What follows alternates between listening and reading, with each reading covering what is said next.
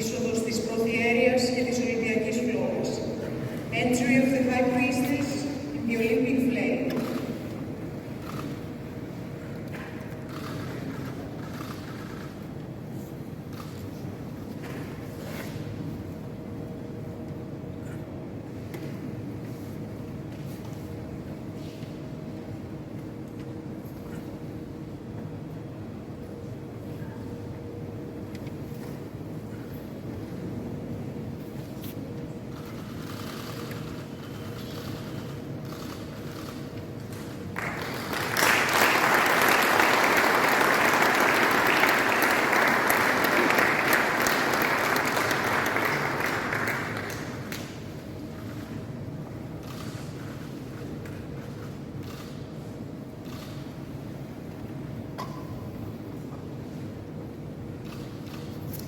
Μάθε,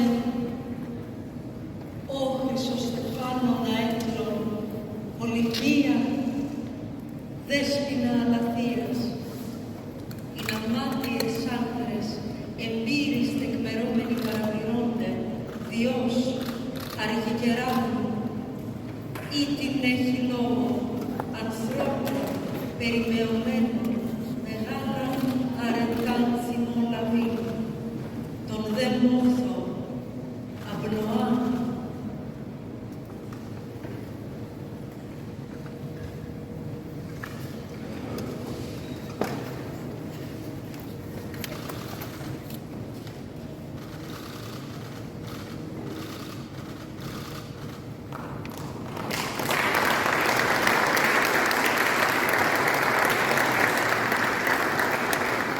Απόλλωνα, Θεέ του ήλιου και της ιδέας του φωτός, έστειλες τις ακτίνες σου και άναψες την ιερή δάδα για τις φιλόξενες πόλεις Μιλάνου και Κορτίνα, και εσύ, Δία, χάρισε ειρήνη σ' όλους τους λαούς της γης και στεφάνωσε τους νικητές του ιερού αγώνα.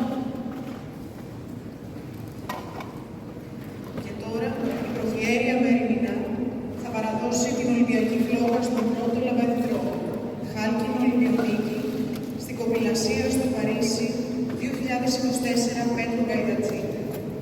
Now the High Priestess Merinina will hand the Olympic flame to the first torchbearer, bronze medalist rowing at the Paris 2024 Olympic Games, Petros Γκαϊδατζής.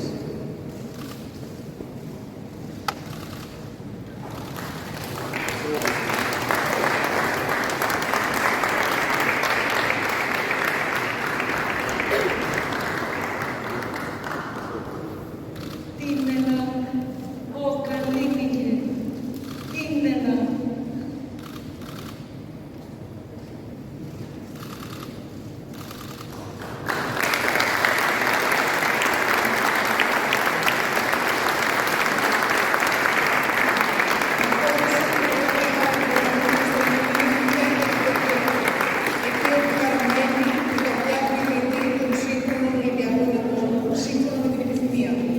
Το μνημείο βρίσκεται στη Διεθνή Ολυμπιακή Ακαδημία, στην πλαγιά του Πρώτου Λόφου. The first torchbearer proceeds towards the Pierre de Coubertin monument. It was Coubertin's last wish that his heart is resting in Olympia.